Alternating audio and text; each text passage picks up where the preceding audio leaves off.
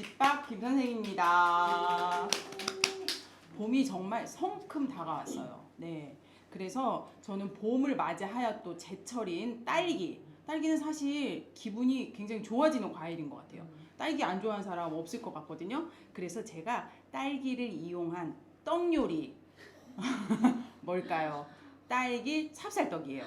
그래서 이렇게 이 안에 딸기와 앙금, 팥 앙금 직접 써서 이렇게 딸기를 감싼 팥 앙금이거든요. 그래서 팥 앙금을 이렇게 준비해서 떡을 쪄서 씌울 거예요. 그래서 이렇게 찹쌀떡이 되는 거거든요. 그래서 이런 식으로 선물로 하셔도 너무너무 좋고요.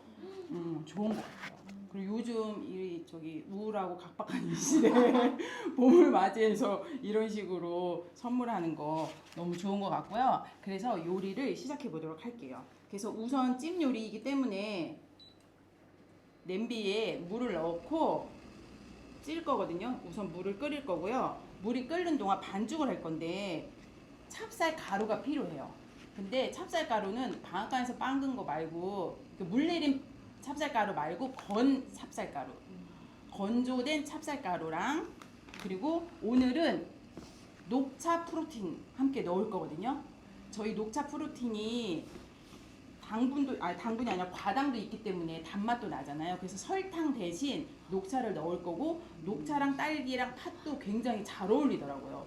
그래서 녹차 프로틴 설탕 대신 녹차 프로틴 없으시면 설탕 2큰술 넣어주시면 돼요. 그래서 찹쌀 가루에 녹차 프로틴 2큰술 넣고 약간의 간을 위한 소금. 찹쌀가루는 100g이에요. 그래서 이렇게 잘 섞어주시고요. 가루를. 그래서 사실은 쉬워요. 딸기 준비하고 팥 앙금 준비한 다음에 딸기에 팥을 싸주고 떡만 찌면 돼요. 떡도 뭐 냄비가 찌니까 이렇게 해서 가루를 잘 섞어 주시고요. 물은 한 70ml 정도 물을 이렇게 넣으면서 조금씩 넣으면서 너무 질게 하면은 반죽이 너무 찰지기 때문에 조금 성형하는데 어렵기 때문에 이런 식으로 칼반죽 하시면서 네, 찬물 넣어주시면 돼요. 그래서 이런 식으로 고슬고슬하게 반죽을 해서 찜을 할 건데 오늘은 스투프트 말고 웍에다 떡 찌는 거 해보려고 웍 준비했어요. 그래서 웍 냄비에 물이 끓고 있고 웍 받침에서 젖은 면보 깔아 주시고 나서 그 위에 올리시면 되거든요. 이렇게 해서 날가루만 보이지 않게 너무 질지 않게 반죽을 해주셔서 물이 끓고 있어요. 물이 끓고 있어서 여기에 바로 올려보도록 할게요. 그래서 이렇게 물이 끓고 있고 이렇게 면보를 깔았고 여기에 그냥 붓기만 하면 돼요.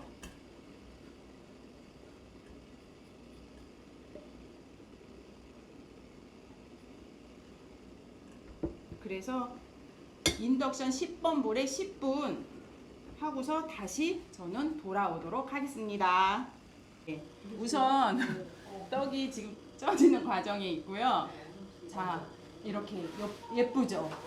물론 선물로 케이스 예쁘게 담아서 선물해도 좋지만 이런 식으로 예쁘게 잘라서 식사 대용으로 드셔도 되고 괜찮습니다.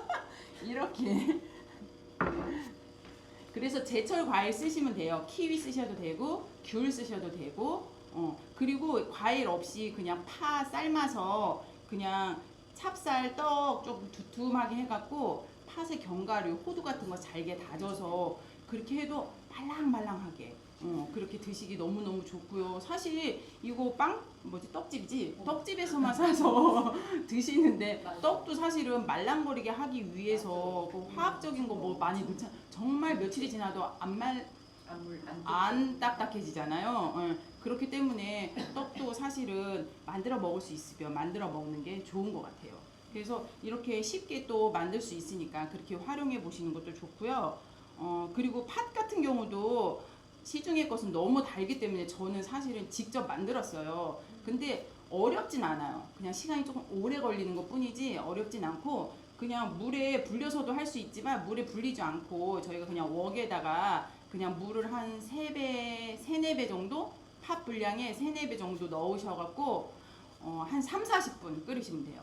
3, 40분 끓이시다가 얘네들이 한두 알 이렇게 딱 건졌을 때 이렇게 터지는 느낌이 있어요. 그렇게 이제 무르면은 그때 이제 이렇게 막 으깨 주시거나 아니면 정말 고운 팥 앙금이 필요하다. 그러면 이제 핸드 블렌더 같은 걸로 이렇게 갈아서 그런 식으로 하시면 되고 마지막에 이제 설탕 조금과 소금 넣으시면 되는데 팥이다 보니까 아무래도 설탕이 조금 들어가긴 해야 되더라고요. 그러니까 팥 한 300g 정도 삶으시면 설탕 한 120에서 130, 기호에 따라서 150 이렇게 넣어야 정말 달콤한 팥이 되더라고요. 네.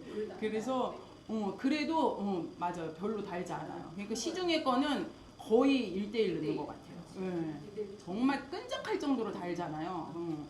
그래서 이렇게 해 놓으셨다가 팥 앙금 같은 경우는 저희가 이제 LA 찹쌀 케이크 같은 거 할 때도 그 안에 팥 넣어서 해 먹어도 괜찮고 그리고 냉동시켰다가 쓰셔도 돼요. 팥 앙금은 넉넉하게 하셔서 냉동시켰다가 쓰셔도 되고 그리고 요즘 뭐 집에서 앙버터 막 이런 것도 만들 때도 팥 넣으셔도 되고 빵 구워서 저희 후라이팬에 또 구울 수 있잖아요. 빵 바삭바삭하게 구워서 팥 발라서 드셔도 되고 딸기잼 만들고 팥 앙금 바르고 이렇게 해서 한 끼 식사로 아니면 디저트로 그렇게 드셔도 좋더라고요. 그래서 팥 그렇게 어렵지 않으니까 집에서 해 놓으셨다가 보관하셔서 그렇게 쓰셔도 되고요.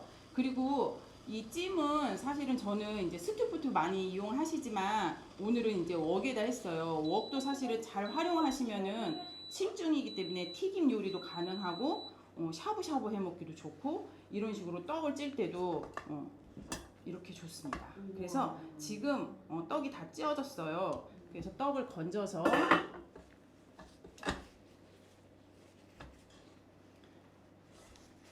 치댈 건데요. 떡을 치댈 때는 약간 시간이 걸려요. 그래서 지금은 별 느낌이 없죠? 근데 치댈수록 찰기가 생겨요. 그래서 단 하나의 어려움은 이 치대는 팔의 힘이 조금 필요하지만 이렇게 치대서 하시면 돼요. 그리고 이렇게 녹차 아니고 흰색으로 녹차 안 넣고 그냥 찹쌀가루로만 해도 또 다른 맛이 나기 때문에 저는 오늘 어제 해온 거는 2가지 해왔거든요. 그렇게 하셔도 돼요. 그래서 저는 어떤 때는 이 면보에다가 떡을 찌잖아요. 띨 때 여기 찹쌀 한 덩어리, 그리고 또 녹차 한 덩어리 이렇게 따로 놨다가 꺼내서 쓰셔도 돼요. 한꺼번에.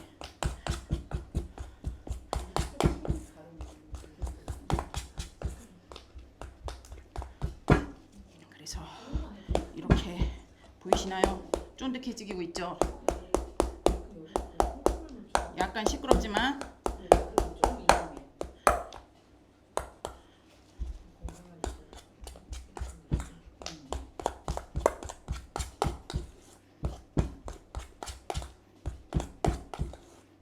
이렇게 하시면 되고요.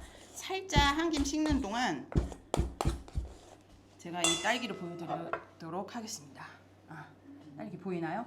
그래서 이 딸기 깨끗이 씻어서 과채 세정제로 깨끗이 이 딸기도 유통 과정에서 무르지 않게 또 여러 가지 이제 화학적인 성분이 있잖아요. 또 농약도 물론 쓰지만 그래서 과채 세정제로 깨끗이 씻으셔서 물기를 제거하시고 그래서 딸기를 나눠 놓고 그리고 팥은 한 120g 정도 6개 분량일 때 그래서 왠지 20 정도 한 덩어리가 20인가요? 20 정도 해서 이런 식으로 씌우는 거예요. 요건 이제 아까 씌워 놓은 거고 이런 식으로 팥을 이렇게 펴서 이렇게 해서 이렇게 그냥 감싸 주시면 돼요.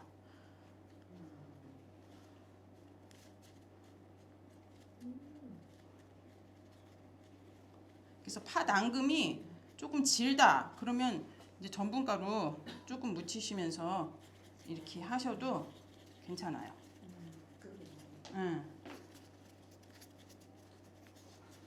그래서 요 속에는 딸기지만 요 겉에는 하신 이렇게 씌웠습니다. 그래서 이렇게 6개 분량 해놨고요. 그래서 여기 전분 좀 준비해 주시고요. 뚜껑 설거지를 줄이기 위해서 뚜껑 활용해서 이렇게 해서 이런 식으로 찹쌀을 전분 좀 묻히면서, 근데 여기서 살짝의 팁은 밑으로 모을 거거든요. 그래서 약간 우주선처럼 가운데는 좀 볼록하고 밑에는 조금 얇게 이렇게 해서 동그라미를 하고 여기다 이렇게 해서 씌우시면 돼요. 네, 이렇게 붙이시면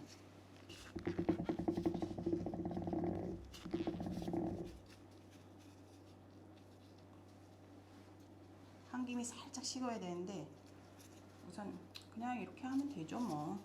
그래서 이렇게 마무리.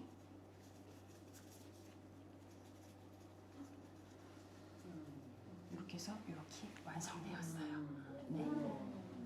네. 그래서 실온 보관하셔서 베란다 정도에서 실온 보관하셔서 하루 정도는 괜찮아요. 말랑말랑하게. 네, 그렇게 해서 쓰셔도 되고, 냉장고 잠깐 넣었다가 드실 때는 살짝 이제 찬기 빠진 정도면 또 다시 말랑해지거든요. 그래서 그렇게 해서 드시면 되고요. 꼭 한번 만들어 보시면서 네, 활용 많이 하셨으면 좋겠습니다. 감사합니다.